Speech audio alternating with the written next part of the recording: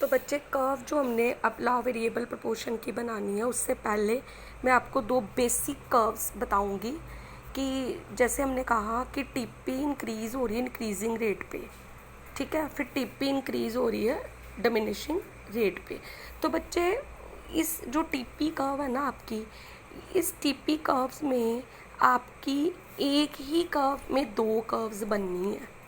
तो आप पहले बेसिक देखो कि टीपी जब इंक्रीज़ होती है इंक्रीजिंग रेट पे, तो अगर हमने बिना मेजरमेंट के कर्व बनाने हैं, एक तो कि मैंने आपको टेबल दिया है तो आप टेबल के थ्रू वहाँ पे मेजरमेंट लेके कर्व बनाओगे तो आपकी कर्व बन जाएगी। लेकिन अगर एग्ज़ाम में आपको मेजरमेंट के बिना ही आती है कि विदाउट टेबल सीधा ही उन्होंने कहा होता है कि explain law of variable proportion with the help of curve, तो बच्चे आप इसको बिना मेजरमेंट के भी बना सकते हो। तो मैं आपको बिना मेजरमेंट के ही कर्व बनाना बताऊंगी।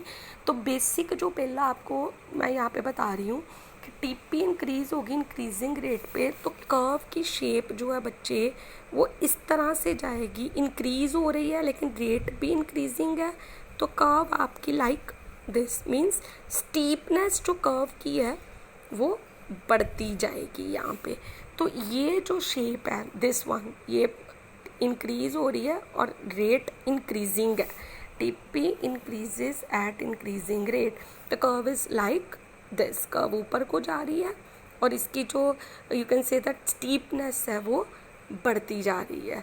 लेकिन अगर आप दूसरी स्टेज देखोगे कि टीपी राइज कर रही है या इंक्रीज़ कर रही है एट अ डिक्लाइनिंग और डिक्रीजिंग रेट, तो बच्चे यहाँ पे भी कर्व जो है वो ऊपर को जाएगी लेकिन ये शेप चेंज हो जाएगी। पहले तो शेप ये है, अब यहाँ पे जो शेप आएगी आपकी बच्चे, इट्स लाइक इसकी स्टीपनेस इट्स लाइक दिस जहाँ ये ऊपर को रही है इंक्रीज़ कर रही है लेकिन इसकी स्टीपनेस जो है वो अब कम हो रही है, डिक्लाइन हो रही है।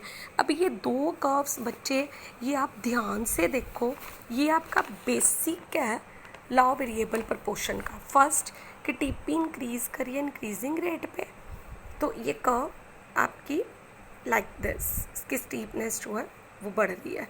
तो टीपी राइज कर रही है इंक्रीज़ कर रही है लेकिन रेट डिक्लाइनिंग है डिक्रीजिंग है, the curve is like this is a basic, this are the two curves, ठीक है। ये दो कर्व्स हैं लेकिन ये दोनों कर्व्स आपने टीपी जो है एक ही कर्व के अंडर बनानी है। अब ये जो कर्व है, अब हम दिस वन यहाँ पे जो फर्स्ट पार्ट है, ए पार्ट है, ये आपका टीपी है, ये बी पार्ट है, ये एमपी है। तो टीपी और एमपी को हमने रिलेट करना है, ठीक है, लॉ ऑफ प्रोपोर्शन के अंडर। तो ये कर्व अब बिना मेजरमेंट के आपको यहाँ पे मैंने इसीलिए आपको अलग अलग कर्व्स बताई हैं, ये दोनों कर्व्स को हमने टीपी के अंडर ड्रॉ करना है क्योंकि फर्स्ट स्टेज ये कहती है कि टीपी जो है वो बढ़ रही है किस रेट पे, इंक्रीजिंग रेट पे। तो हमने जो कर्व बनाई वो कर्व जो थी आपकी दिस वन, ठीक है। अब यहाँ पे बच्चे बिना मेजरमेंट के आप ज़ीरो से ओरिजिन से कर सकते हो। तो यहाँ पे ये आप एक कर्व बना दी, ये कर्व आपकी यहाँ तक बन गई, TP increases at increasing rate. यहीं से बच्चा, मैंने तो पेंसिल छोड़ी, आप नहीं छोड़ोगे, यहीं से आपकी ये वाली कर्व कि टीपी इंक्रीज़ करिए डिमिनिशिंग रेट पे, तो ये कर्व आपकी यहाँ से बिल्कुल यही पॉइंट, यहाँ पे अगर आपने कोई पॉइंट देना तो आप इसको के पॉइंट दे सकते हो। तो यहीं से आपकी कर्व की शेप जो है बच्चे ये चेंज हो जाएगी। देखो बनी ऐसे डिमिनिशिंग रेट, ये कर्व की शेप चेंज हो गई बच्चे। अब यहाँ पे देखो, यहाँ तक अब ये टीपी जो है ये मैक्सिमम है। अब इसी कर्व को कोई थर्ड स्टेज ड्रॉ करनी है ना, अब टीपी ने क्या होना है, कम, तो आप इसको नीचे तक लेके जा सकते हो, जितना मर्जी नीचे तक आप इसको, ये आपकी टीपी कर्व ड्रॉ हो गई। यहाँ पे मैक्सिमम जहाँ पे आपको लग रहा है ये यहाँ पे मैक्सिमम लग रही है टीपी में, तो यहाँ पे आपने एक टी पॉइंट दे दिया, ये आपकी टीपी कर्व ड्रॉ की। अब ध्यान से देखो, ये ओ से के यहाँ तक सारा बच्चे आपका ये आपकी बन जाती है सारी स्टेज 1। यहाँ के और टी जहाँ पे मैक्सिमम सबसे ज़्यादा, क्योंकि उसके बाद देखो ये कम होनी शुरू होगी टीपी, ये आपकी स्टेज 2 कवर कर जाता है। और उसके बाद टी से नीचे ये सारा आपका स्टेज 3 कवर होती है। अब इसको आपने, ये अभी पूरी स्टेज मैंने आपको टीपी के अकॉर्डिंगली बताई है, लेकिन बच्चे आपने एमपी बना के ही स्टेजेस को कवर करना है। अब जो एमपी आप बनाओगे बच्चे, वो भी बिना मेजरमेंट के, it's very easy.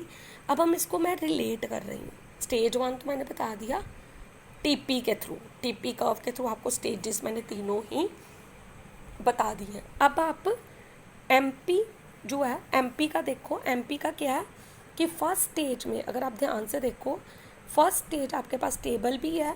First stage का जो एंड डोर है वो देखो, टेबल अगर आपके पास है तो आप टेबल यहाँ से देख सकते हो। ये फर्स्ट स्टेज का एंड 2, 3, 4, इसका मतलब 4 मतलब मैक्सिमम एमपी, और उसके बाद फिर एमपी 3, 2, 1 कम हो रही है। इसका मतलब कि फर्स्ट स्टेज के एंड पे, ये फर्स्ट स्टेज का एंड आ गया, ये इसको आप डॉटेड लाइन लगाओ। ये डॉटेड लाइन स्केल के साथ, स्केल यूज़ करोगे, डॉटेड लाइन, इसको आप नीचे तक ले जाओ, क्योंकि यहाँ पे बच्चे इसी पे आपकी एमपी जो है वो मैक्सिमम होनी है, सबसे ज़्यादा। उसके बाद आपकी एमपी ने कम होना शुरू होना। और एमपी पहले बढ़ रही है, तो बढ़ रही है तो बच्चे आप लाइक दिस, यहाँ पे ये मैक्सिमम है, ठीक है, यहाँ पे ये मैक्सिमम, ये एमपी बिना मेजरमेंट के आपने इसको एमपी को ड्रॉ कर दिया, ये मैक्सिमम है। इसके बाद ये कर्व आपकी नीचे को जाएगी। वो कैसे? स्टेज 2 जहाँ पे टिप्पी मैक्सिमम है, टिप्पी मैक्सिमम है तो डॉटेड लाइन के साथ आप आ जाओ, ये एक्स एक्सिस को एमपी टच, क्योंकि यहाँ पे एमपी 0 है, टेबल आपके पास है, तो आप ये कर्व इज लाइक, ये आपकी एमपी कर्व बन जाएगी, ये आपकी एमपी कर्व बनेगी। क्योंकि यहाँ पे बच्चे अगर आप देखो, ये देखो यहाँ पे, जहाँ पे आप, ये आपकी स्टेज 1 का एंड है, यहाँ पे ये मैक्सिमम है एमपी, उसके बाद ये एमपी कम होनी शुरू हो गई। जहाँ पे टीपी मैक्सिमम है वहाँ पे एमपी 0 आ गई, और उसके बाद जब टीपी कम होनी शुरू हो गई तो एमपी आपकी नेगेटिव एक्स एक्सिस के नीचे आ गई ना, तो ये इट बिकम्स नेगेटिव। यहाँ पे आपने नेम देना, तो आप एस नेम दे सकते हो।